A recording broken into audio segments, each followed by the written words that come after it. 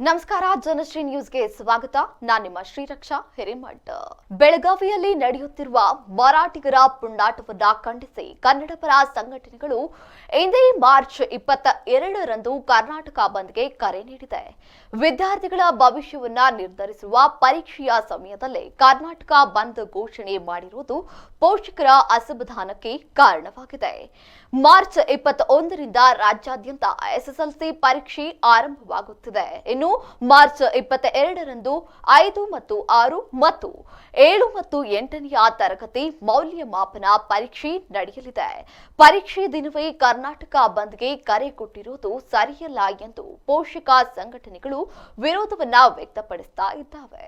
ಇನ್ನು ಪರೀಕ್ಷೆಯ ದಿನವೇ ಕರ್ನಾಟಕ ಬಂದ್ಗೆ ಕರೆ ನೀಡಿರುವ ಹಿನ್ನೆಲೆಯಲ್ಲಿ ಪರೀಕ್ಷೆ ನಡೆಯುತ್ತಾ ಇಲ್ವಾ ಅನ್ನೋ ಆತಂಕದಲ್ಲಿ ಪೋಷಕರು ಇದ್ದಾರೆ.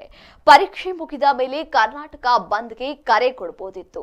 ಇನ್ನು ಶೈಕ್ಷಣಿಕ ವರ್ಷದ ಕೊನೆಯಲ್ಲಿ ಮಕ್ಕಳಿಗೆ ಪರೀಕ್ಷೆ ನಡೆಯುವ ಸಮಯ ಇದಾಗಿದ್ದು ಪರೀಕ್ಷೆ ದಿನವೇ ಕರ್ನಾಟಕ ಬಂದ್ಗೆ ಕರೆ ಕೊಟ್ಟಿದ್ದು ಸರಿಯಲ್ಲ ಎಂದು ಖಾಸಗಿ ಶಾಲಾ ಒಕ್ಕೂಟದ ಅಧ್ಯಕ್ಷ ಲೋಕೇಶ್ ತಾಳಿಕಟ್ಟೆ ಹೇಳಿದ್ದಾರೆ. ಇನ್ನು ಕನ್ನಡ ಪರ ಸಂಘಟನೆಗಳು ಕರೆ ಕೊಟ್ಟಿದ್ದ ಬಂದ್ಗೆ ನಮ್ಮ ಬೆಂಬಲ ಸದಾ ಇದ್ದೇ ಇರುತ್ತೆ. ಆದ್ರೆ ಪರೀಕ್ಷೆ ಮುಗಿದ ಬಳಿಕ ಅಥವಾ ಪರೀಕ್ಷೆಗೂ ಮುನ್ನವೇ ಬಂದ್ ಮಾಡಲಿ.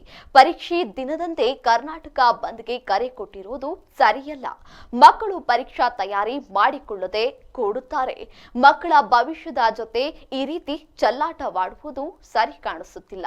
ಬಂದ್ ದಿನಾಂಕವನ್ನ ಮತ್ತೊಮ್ಮೆ ಪರಿಶೀಲನೆ ನಡೆಸುವಂತೆ ಮನವಿಯೊಂದನ್ನ ಮಾಡಿಕೊಂಡಿದ್ದಾರೆ. ಇನ್ನು ಕರ್ನಾಟಕ ಬಂದ್ ವಿದ್ಯಾರ್ಥಿಗಳ ಭವಿಷ್ಯ, ಪೋಷಕರ ಆತಂಕಕ್ಕೆ ಖುದ್ದು ಶಿಕ್ಷಣ ಸಚಿವ ಮಧು ಬಂಗಾರಪ್ಪ ಅವರೇ ಪ್ರತಿಕ್ರಿಯೆಯೊಂದನ್ನ ನೀಡಿದ್ದಾರೆ. ಬಂದ್ನಿಂದಾಗಿ ಮಕ್ಕಳಿಗೆ ಯಾವುದೇ ತೊಂದರೆ ಆಗೋದಿಲ್ಲ. ತೊಂದರೆ ಆದ್ರೆ ಹೋರಾಟಗಾರರು ಸಹಕರಿಸುತ್ತಾರೆ.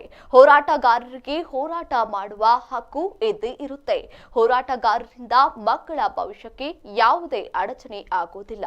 ಯಾವ ಪೋಷಕರು ಸಹ ಗಾಬರಿ ಆಗುವ ಅವಶ್ಯಕತೆ ಇಲ್ಲ ಎಂದು ಸ್ವತಃ ಶಿಕ್ಷಣ ಸಚಿವ ಮಧು ಬಂಗಾರಪ್ಪ ಅವರೇ ತಿಳಿಸಿದ್ದಾರೆ.